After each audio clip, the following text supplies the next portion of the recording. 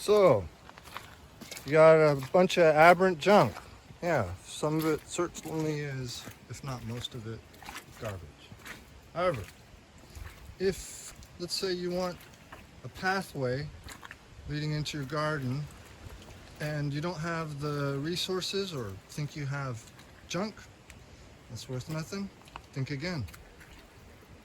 Because you can take big old logs that, yeah, sure, they don't have very much steel, but doesn't mean they're not still pretty damn solid. In which case, yeah, both small and large, thick and wide, stubby and short will work just fine.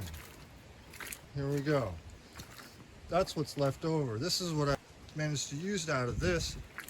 Out of the biggest pieces, you want to work with what you got. Again, the path of least resistance is a good motto to work by.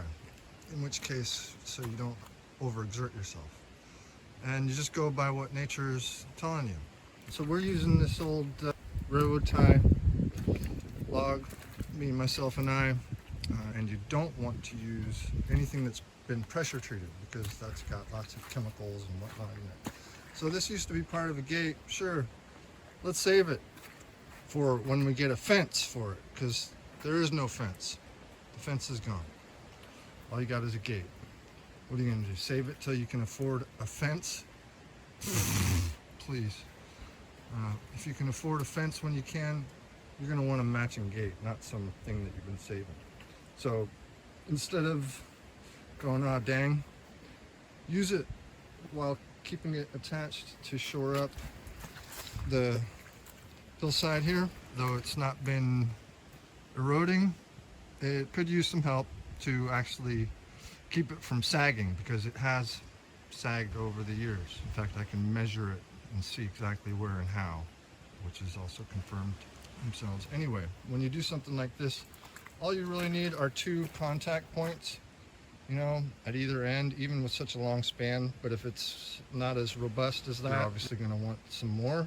But the point is to keep it as open as possible, because you want to have there be a pressure relief.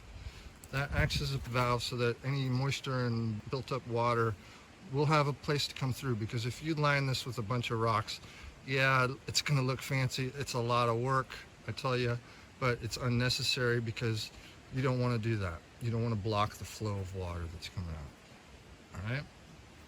And have each end supported by a boulder into that, which is supported by that. That comes down over that, and that then is supported by this, blocks that, another boulder, which then shores all that up.